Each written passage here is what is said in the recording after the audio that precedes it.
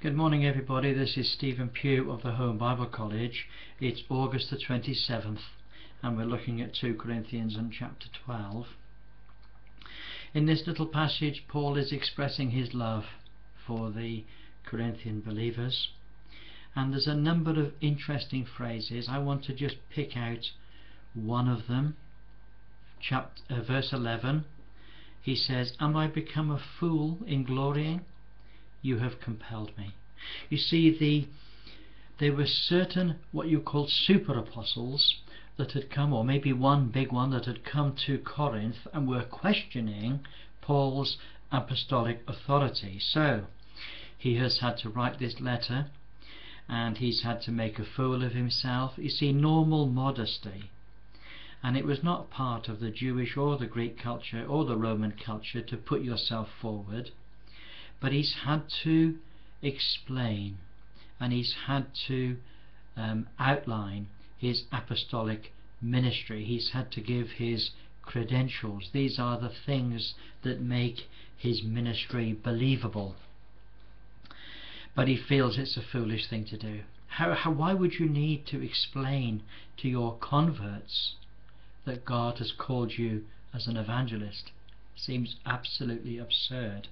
He says, "I have become a fool in glorying, but you push me into it. You push me into it." He said, "I ought to have been commended by you. It is you that ought to be commending me to him." But actually, he says, "For in nothing am I behind the very chiefest of apostles, though in myself I'm nothing.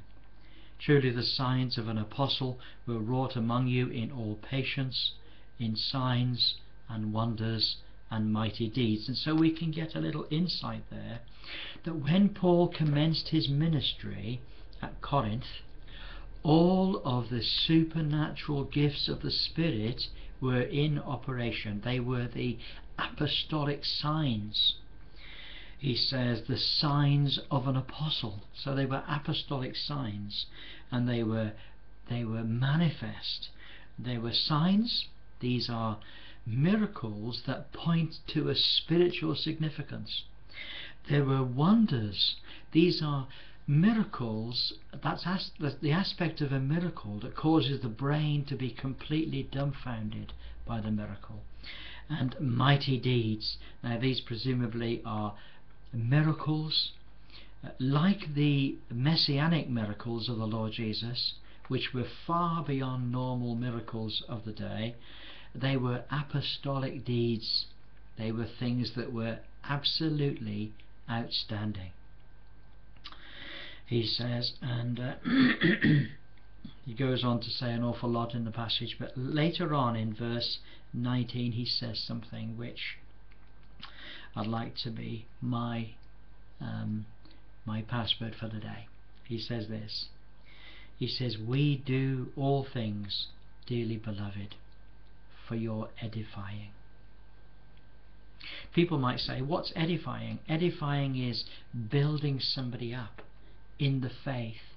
Not building them up in pride, but building them up in the faith, building them up in the strength of the Lord, building them up in knowledge, giving them the encouragement they need, giving them the direction that they need. This is the edifying ministry of Paul, and he says, "We do all things, dearly beloved." And you can almost feel the tear that comes into his eye as he pleads with them.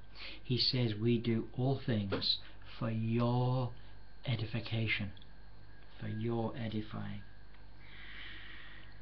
What a wonderful guy. What a wonderful guy.